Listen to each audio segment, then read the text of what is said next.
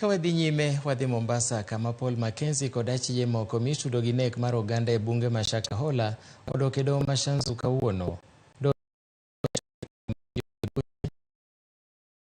Kod achije wetene mondo med dino negi kuom ndalo 47 ka nonro pod dhi mbele.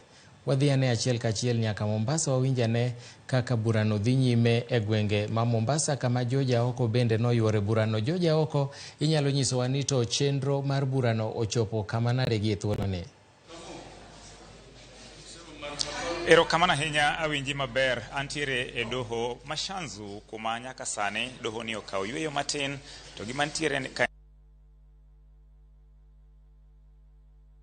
kae kendo wageno ni gidhi chiwo duoko kata gidhi piny owacho ne oriko kwayo ndalo 47 mondo mi omed geng'negi e odang'enge.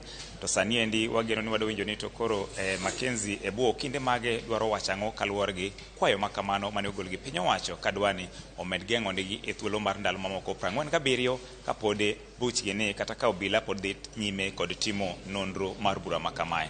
Sani endi wantiere e doho ma Shanzu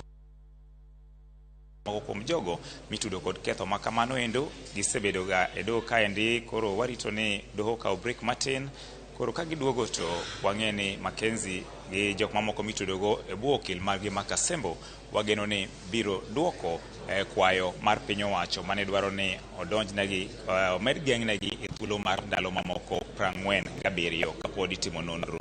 To motelo ni ma bende ne nitiere bura moro mane dhi nyime mane doho ma Shanzu kaendi kuma jogo chiegni dhano 65 mano oyudi e bungu ma Shakahola ne bende nodonjnegi kod ketho mar temo dwaro negore gi wegi.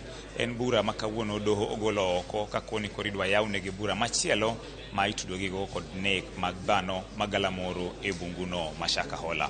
Wantiere e doho ma Shanzu kae kendo wabro medo luwo wechegi kaka gimedo tuch kendo wabro nyiso janeno marwa kaka burani dhi e doho ma Shanzu kae e kaunti ma Mombasa. Milton.